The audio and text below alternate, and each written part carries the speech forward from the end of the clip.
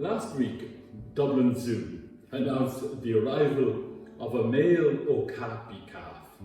The species is listed as endangered, so every birth is extremely important. In Norway, a 1,300-pound walrus called Freya turned up to Sunbay at a posh and overpopulated beach.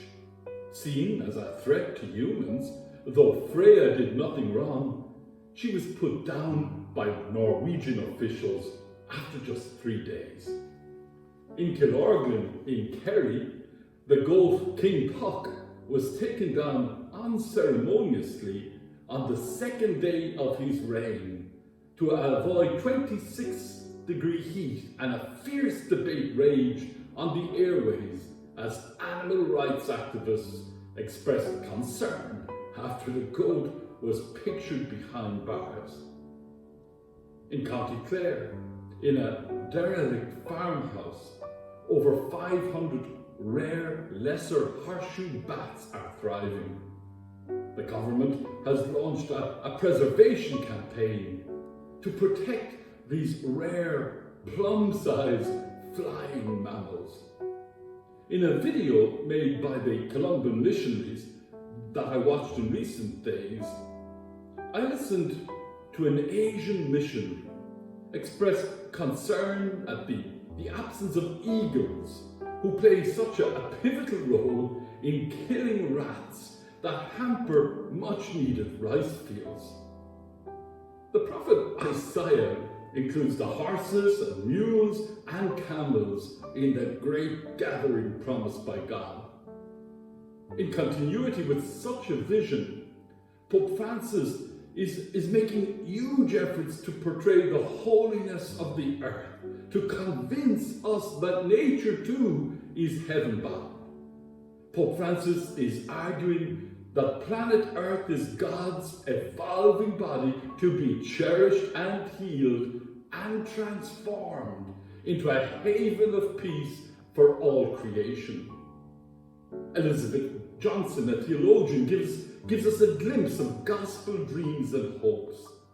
Elizabeth longs for a flourishing humanity on a thriving planet, rich in species in an evolving universe, altogether filled with the glory of God. Such is the vision that must guide us at this critical time of Earth's distress to practical and critical effect.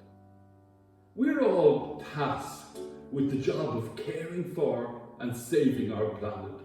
Pope Benedict liked to say, "No one lives alone, no one sins alone, no one is saved alone."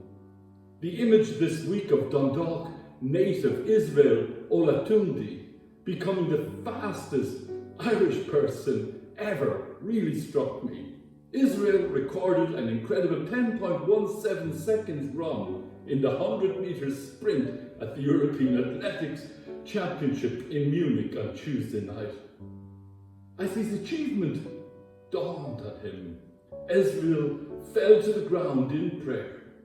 When interviewed, Israel spoke with such gratitude in his heart for his trainers, his parents, and his Christian faith. There was something in Israel's interview that resonated with the letter to the Hebrews that we just read, which talks about the Lord training those he loves. Sporting championships create heroes out of sportswomen and men who arrive home with their shining eyes telling of a mission accomplished, a dream come true, lives transformed forever. What we know far less about is the agony, the despair of the losers. For every waving winner, there are silent thousands with broken hearts. Jesus answers the question in the Gospel, "Sir, will there only be a few saved?" with an intriguing parable and a summation that those now last will be first and those now first will be last. A sporting event in the 1930s illustrates for me the essence of today's gospel message. In the 1936 Berlin Olympic Games, world champion Jesse Owens was watching his dreams slipping away. He had fouled his first 2 attempts at the long jump.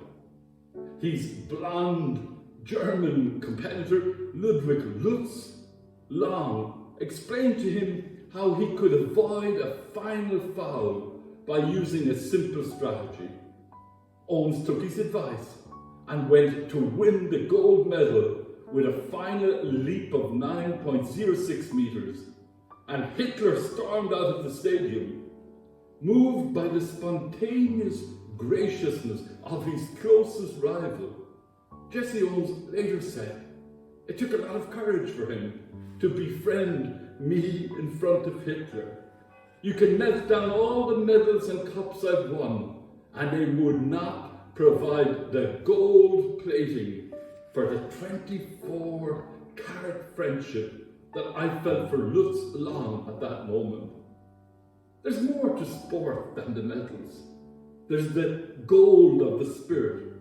It is true, no one is saved alone. We save or destroy each other to the extent that we draw out the best in each other. Amen.